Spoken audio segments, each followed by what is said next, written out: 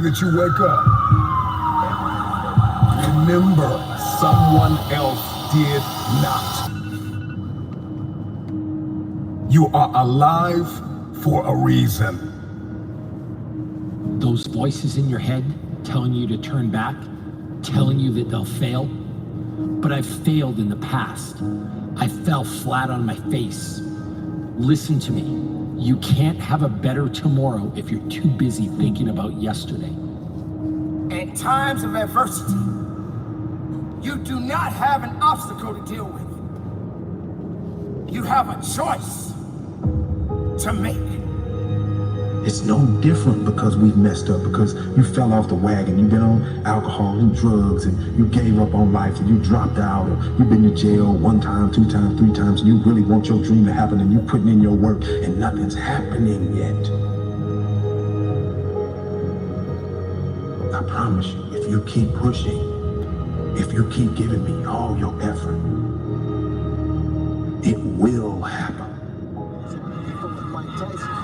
No matter how far you have sunk, no matter how hard you have fallen, you've got enough grit, you've got enough grace, you've got enough faith, you've got enough courage to stand up. It's time to rise. I will rise. Relish the opportunity to be an outsider. Embrace that label. Being an outsider is fine. Embrace the label.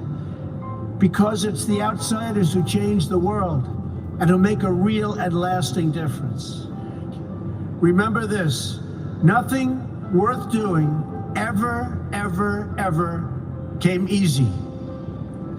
Following your convictions means you must be willing to face criticism from those who lack the same courage to do what is right, and they know what is right, but they don't have the courage or the guts or the stamina to take it and to do it.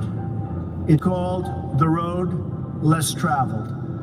I know that each of you will be a warrior for the truth, will be a warrior for our country and for your family. I know that each of you will do what is right, not what is the easy way, and that you will be true to yourself and your country and your beliefs. In my short time in Washington, I've seen firsthand how the system is broken.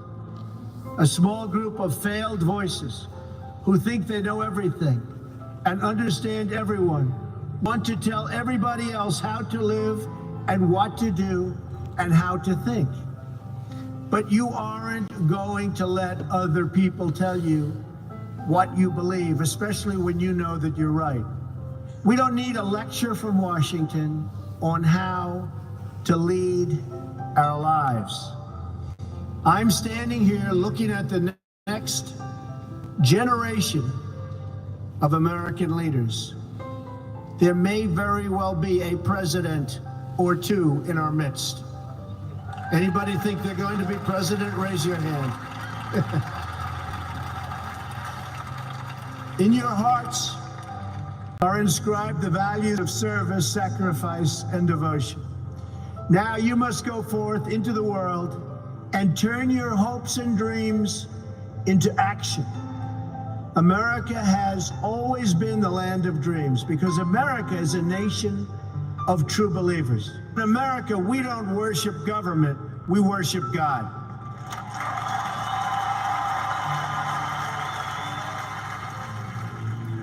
No one has ever achieved anything significant without a chorus of critics standing on the sidelines explaining why it can't be done. Nothing is easier or more pathetic than being a critic, because they're people that can't get the job done. But the future belongs to the dreamers, not to the critics. The future belongs to the people who follow their heart no matter what the critics say, because they truly believe in their vision. Thanks to hard work, great faith, and incredible devotion, those dreams have come true. You start small, pursue a big vision, and never, ever quit. You never quit. If I give you one message to hold in your hearts today, it's this: never, ever give up. There'll be times in your life you'll want to quit, you'll want to go home. Just never quit. You're going to be successful. I've seen so many brilliant people. They gave up in life. They were totally brilliant. They were top of their class. They were the best students. They were the best of everything. They gave up. I've seen others who really didn't have that talent or that ability, and they're among the most successful people today in the world because they never quit and they never gave up. So just remember that. Never stop fighting for what you believe in and for the people who care about you. Carry yourself with dignity and pride. Demand the best from yourself and be totally unafraid to challenge entrenched interests and failed power structures. The more people tell you it's not possible, that it can't be done, the more you should be absolutely determined to prove them wrong. Treat the word impossible as nothing more than motivation. Relish the opportunity to be an outsider. Embrace that label. Being an outsider is fine. Embrace the label, because it's the outsiders who change the world and who make a real and lasting difference. The more that a broken system tells you that you're wrong, the more certain you should be that you must keep pushing ahead. You must keep pushing forward. And always have the courage to be yourself. Most importantly, you have to do what you love. You have to do what you love. I've seen so many people, they're forced through lots of reasons, sometimes including family, to go down a path that they don't want to go down, to go down a path that leads them to something that they don't love, that they don't enjoy. You have to do what you love, or you most likely won't be very successful at it. So do what you love. America is better when people put their faith into action. As long as I am your president, no one is ever going to stop you from practicing your faith or from preaching what's in your heart.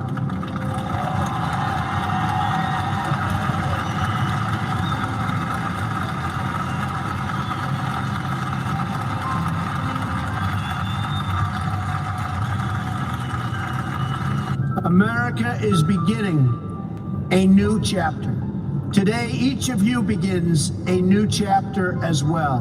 When your story goes from here, it will be defined by your vision, your perseverance, and your grit.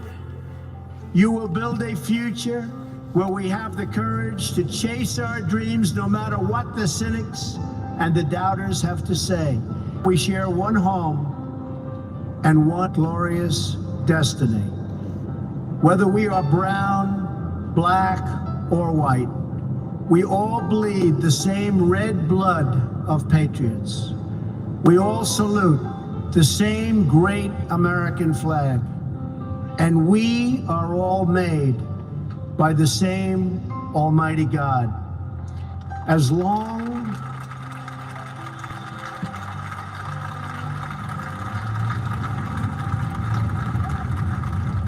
as you remember what you have learned here at Liberty, as long as you have pride in your beliefs, courage in your convictions, and faith in your God, then you will not fail.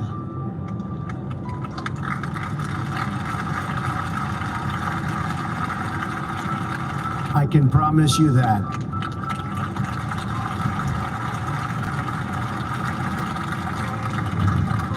It's been a great honor for me, and I want to thank you, the students. I also want to thank you, the family, for getting them there. And I want to thank and congratulate Liberty. May God bless the class of 2017. May God bless the United States of America. May God bless all of you here today.